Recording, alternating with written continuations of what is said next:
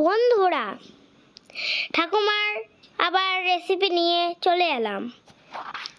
ঠাকুমা প্রথমে প্যাকেটে জল দিয়ে আগুনের ওপর চাপিয়ে নিল।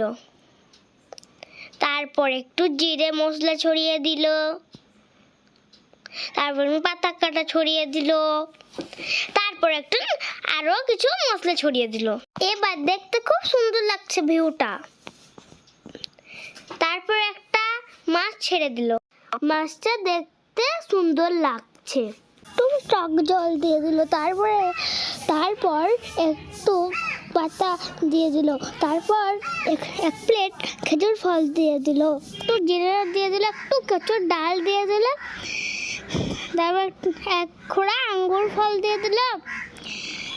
এবার একটু লবণ দিয়ে দিল, তারপর একটু কচু পাতা দিয়ে নেড়ে দিল। বাস, ঠাকুমার প্যাকেটের রান্না রেডি।